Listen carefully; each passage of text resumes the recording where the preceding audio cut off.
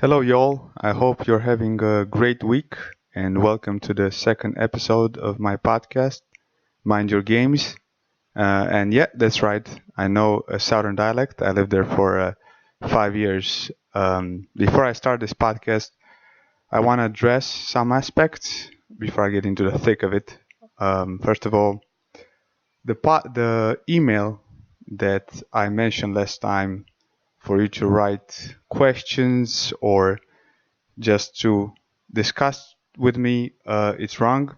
I said it's at hotmail.com, but it's actually Daniel underline podcast at outlook.com. So that was wrong from the get go, from the first episode, but you have it in the description. I also listened to my recording, and it's not the best quality, although I did buy some equipment. I did buy a microphone. I guess it's not the best. It sounds like I'm recording in the 1960s or 1970s. I might as well be reporting about the flower power and how bad marijuana is. So sorry about that. I got to get my shit together with this and find good equipment and good recording um, software, I would say. But this is also trial and error for me. In the meantime, focus on the information which I think will be helpful. I hope will be helpful and will be important for you and or entertaining at least, especially if you know me.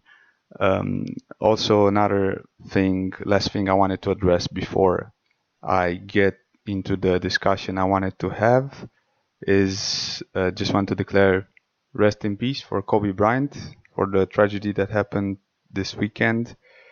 You can see the worldwide response because of who he was as a person and how many people and I guess generations he inspired. That's the power of athletics and the power of athletes to inspire not someone that is a striving athlete, but also all of us, because the athletics is a field of play where everything unravels. Usually in a public eye, especially at those high levels that those athletes play. He was well known for his work ethic and well known for his success. That's all I'm gonna say because I don't want to address this more. I'm sure it's been addressed much better in different sites and different news. So that being said, let's get to it. Today's episode is about vague language. So, what is vague language? The language that some coaches and parents tell students, language they might think is helpful or useful. So, I'm going to address three big things that I have noticed and encountered throughout my career as a player and then as a coach, and from what I have studied. I will address it in a form of a question. What does it mean to stay focused? It's very vague. Stay focused. Focus now, in this moment. This is your moment when you need to focus. It's very clear for some people in their minds, but each of us has a different definition, I guess, of staying focused. So you would want to quantify, make it more easy to measure. So it means to focus on the process instead of getting distracted, as a general term. It also means to refocus once you get distracted, which is almost inevitable. This is a big part because once athletes and people lose focus, they think that they have failed in the task of staying focused. But this is inevitable, as I said before. You cannot stay focused hours on end. I mean, just close your eyes and meditate, or just close your eyes and try to think about nothing, or don't even try anything, and you would see that your mind takes you in 10,000 different places. I mean, there's people that are very good at bringing their mind back. They're very wise in that manner, but they still have to bring it back. So does it mean they're not focused? No, they're focused. But what specifically that means depends on the sport.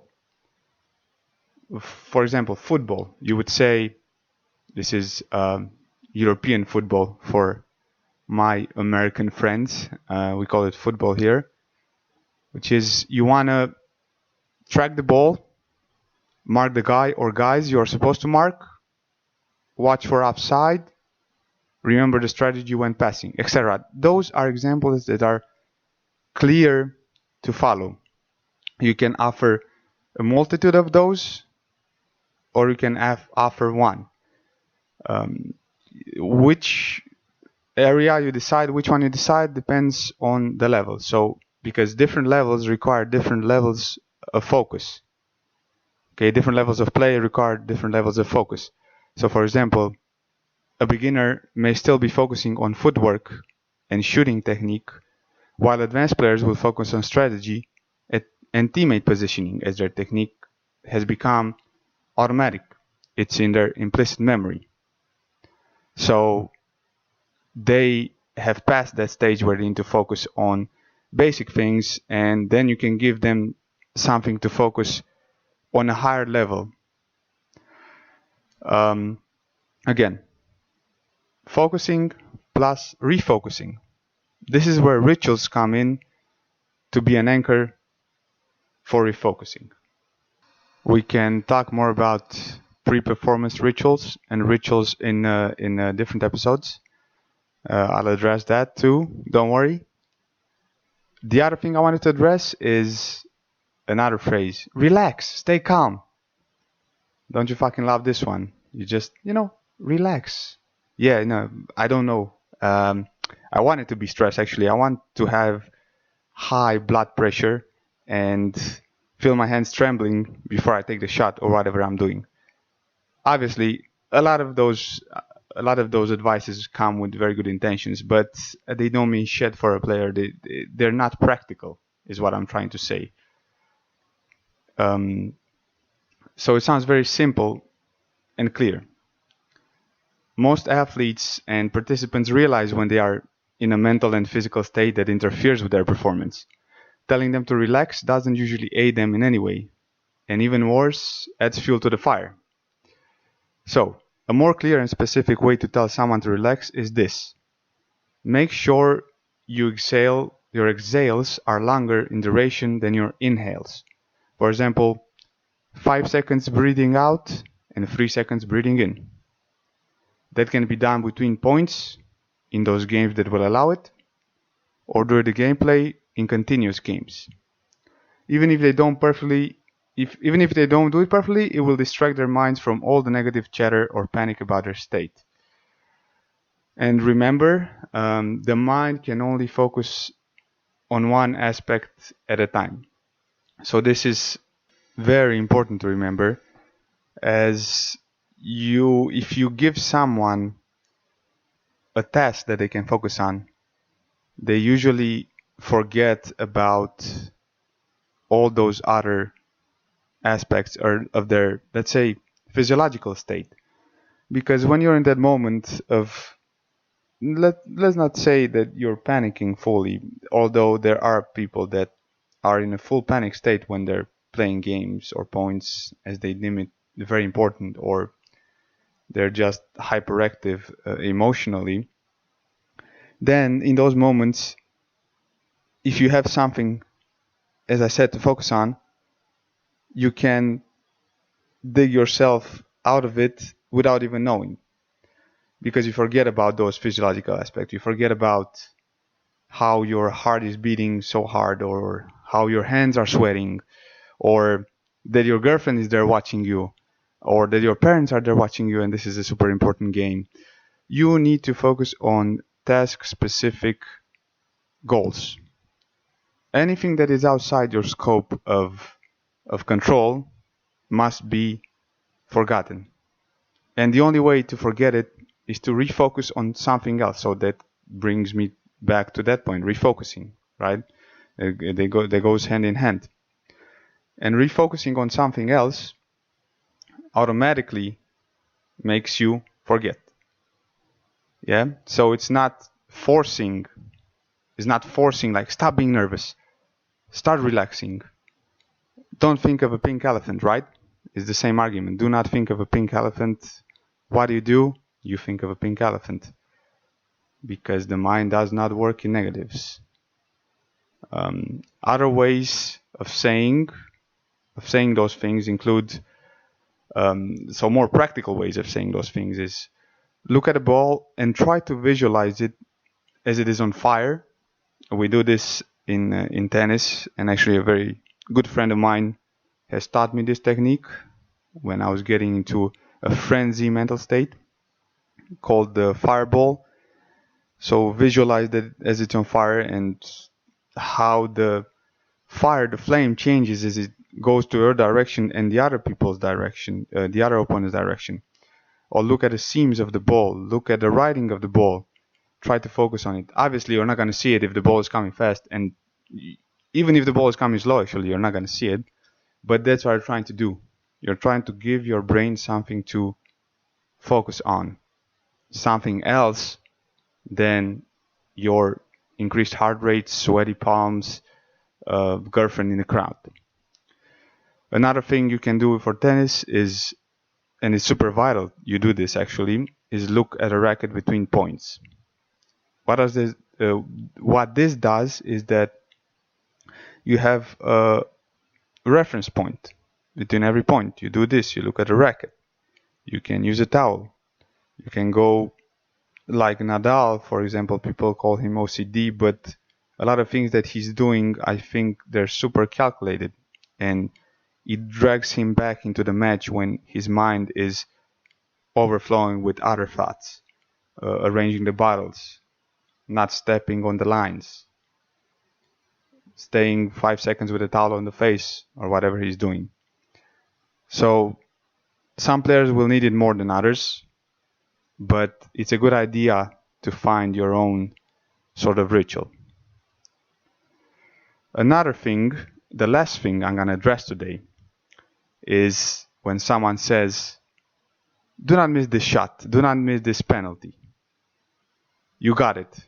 But they started with do not. And I guess not a lot of coaches use this anymore unless they are intentionally trying to throw off or test the sport participant. But believe it or not, you can use this technique to basically test the inner dialogue of an athlete. Basically to see if they can switch in their mind and see if they are those types of people who need pressure to perform, who usually have a low trait anxiety, which will deem them to have a different zone of optimal functioning. And I will address this in the following episode, the zones of optimal functioning, and get into details about what they mean.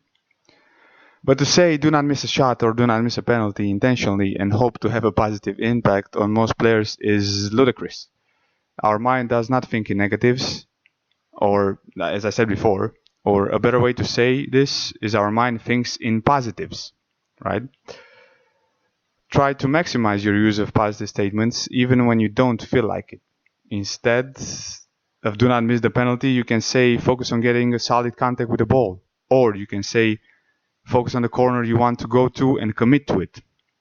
In the same way, you can say for a tennis approach shot, focus on looking at the contact point with the ball, or make sure you split step before the ball contact, instead of saying you cannot miss this, right? So it's not only outer dialogue that's coming from the outside, it's also your inner dialogue. It has the same effect. If you say to yourself, can't miss this shot, can't miss this approach shot, I'm 30-40 down on my serve. Yeah, can't miss this. I need to win this match. I can't miss this penalty. Everybody's watching me. I can't be slower in my time, in my sprint time, than the other times because I need to make it. And surprisingly, for some players, for some people, this works because of their trait anxiety. Some people need to be pumped up more than others. But most likely, you are not the type of person. Besides of all of this, remember to use age-specific language with your students. This is for the coaches, super important, and for the parents, super important. I am guilty of using complex phrases or grown-up, quote-unquote, vocabulary with young children. This will not get through to them. Well, mainly because they don't know what those words and phrases mean, but also because you are making some things more complex than they should be through your explanation.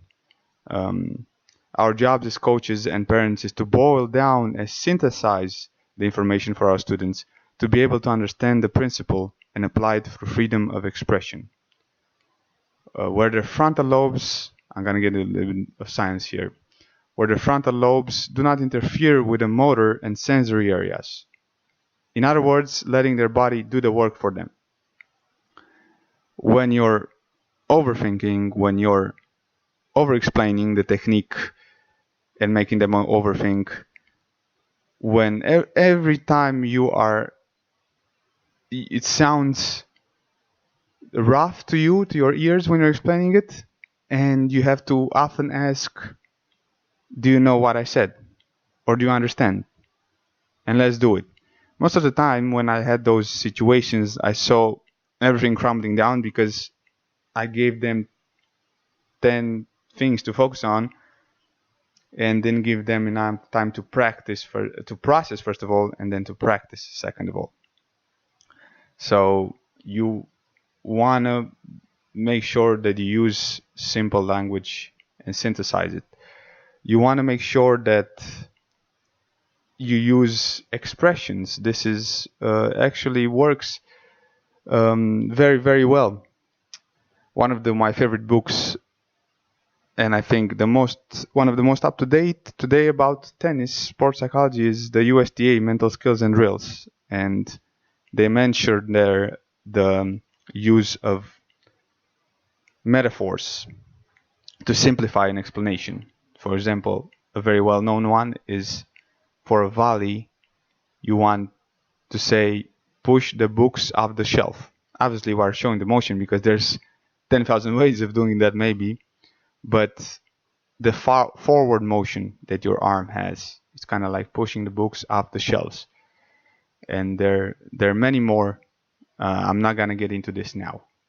So, to end this episode, I would ask you again to please write me at daniel_podcast@outlook.com. Ask any questions. I'm not limited only to athletics. Obviously, I don't want to get very political, but throw me into deep water, I'm gonna swim.